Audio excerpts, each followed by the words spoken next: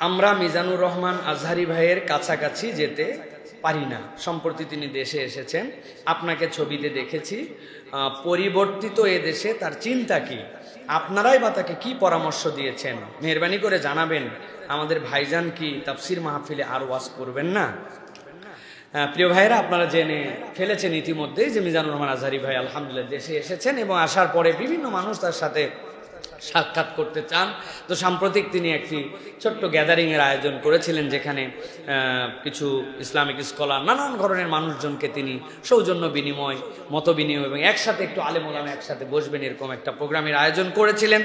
তো আলহামদুলিল্লাহ ভাইয়ের সাথে বন্ধুত্ব, ভালোবাসা তিনি আপন ভাবেন, এই হিসাবে আমরাও সেইগুলো প্রোগ্রামে গিয়েছিলাম। প্রিয় ভাইরা, তো পরিবর্তিত বাংলাদেশে তার চিন্তা কি, চিন্তার কথাগুলি তিনি আমাদের কাছে শেয়ার করেছেন। আমিও ব্যক্তিগতভাবে আমার পক্ষ থেকে কিছু কথাবার্তা বলেছি।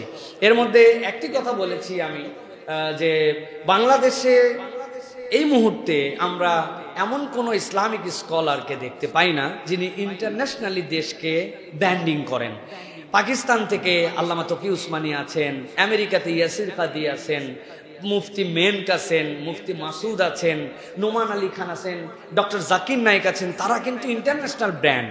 আমরাও পৃথিবীর অনেক দেশে গিয়েছি, কিন্তু যাওয়ার পরেও কিন্তু আমরা আমাদের বাঙালিদের কাছে কথা বলি, আমাদের বাঙালি কমিউনিটির কাছে কথা বলি। তা আমি বলছি, আমাদের যদি একজন ইন্টারন্যাশনাল ব্র্যান্ড হয়, যার আরবিতে বুৎপত্তি সুন্দর, ইংরেজি বলা সুন্দর, তাহলে এইটা তো আমার দেশের জন্য একটা সম্মান। সুতরাং মিজান ভাই তিনি যেরকম জাতীয় সম্পদ আমাদের, উনি যেন ইন্টারন্যাশনাল ব্র্যান্ডিং করেন। পৃথিবীর মানুষ, আফ্রিকা, ইউরোপ, আমেরিকা, ইংল্যান্ড, তারা যেন অপেক্ষা করে যে মিস্টার মিজান উইল কাম, আমরা তার কথা শুনবো। সে কোন দেশের? সে বাংলাদেশের একজন মানুষ। আমি বলছি, আপনি ইন্টারন্যাশনাল দায়ী হিসাবে এই দেশটাকে রিপ্রেজেন্ট করার জন্য চেষ্টা করেন। এটা এক নম্বর দাবি।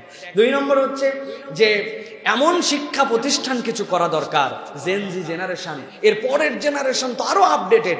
সুতরাং ওই জেনারেশন 15 বছরের আমাদের এখনকার পরিকল্পনায় বাংলাদেশটা কেমন হবে আমরা দেখতে পাবো। এরা যদি লাইন মতো থাকে, বাংলাদেশ লাইনে থাকবে, আর এরা লাইন থেকে বিচ্যুত হলে এই দেশ বিচ্যুত হয়ে যাবে। সুতরাং এরকম ইন্টেলেকচুয়াল লেভেলের কিছু প্রতিষ্ঠান বানানো দরকার। এটা হচ্ছে 3 নম্বর যেটা বলেছি। আল্লাহ রাব্বুল আলামিন এই বান্দার প্রতি এত মানুষের ভালোবাসা দিয়েছেন। জেনারেল মানুষ তো ভালোবাসেই, কিন্তু ওলামায়ে কেরাম তাকে ভালোবাসেন, বিভিন্ন গণনার মানুষ তাকে ভালোবাসেন, নিজ চোখে দেখা এটা। তো এইটাকে উম্মার একত্রতায়, উম্মার কল্যাণে ব্যবহার করা, উম্মা যেন এটার দ্বারা প্রফিটেবল হয়, এইরকম বিষয় উদ্যোগ নেওয়া। আলহামদুলিল্লাহ, আমাদের বলার আগেই ভাই এই বিষয়গুলি বলেছেন যে ইনশাআল্লাহ আমি এরকম বিষয়গুলি ভাবছি।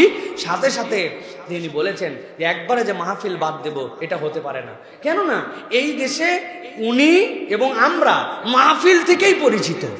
তাহলে এই উন্মুক্ত দাওয়াত, যেটা ইসলামের সংস্কৃতি, এটা বাদ দিলে কেমনে হবে?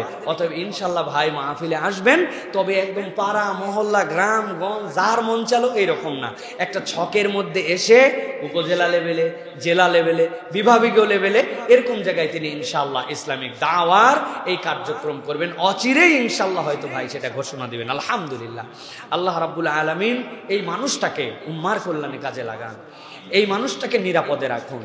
এত বড় মনের একজন মানুষ, অথচ বয়সে কিন্তু আমাদের কাছাকাছি 2-1 বছরের ছোট বড়, কিন্তু এত বড় চেতনা লালন করেন। আল্লাহ রাব্বুল আলামিন যেন হাসেদের হিংসা থেকে তাকে হেফাজত করেন, আল্লাহ নিরাপদের চাদরে যেন তাকে আবৃত রাখেন। আল্লাহ রাব্বুল আলামিন যেন আমাদেরকে এক এবং নেক হয়ে কাজ করার তৌফিক দান করেন।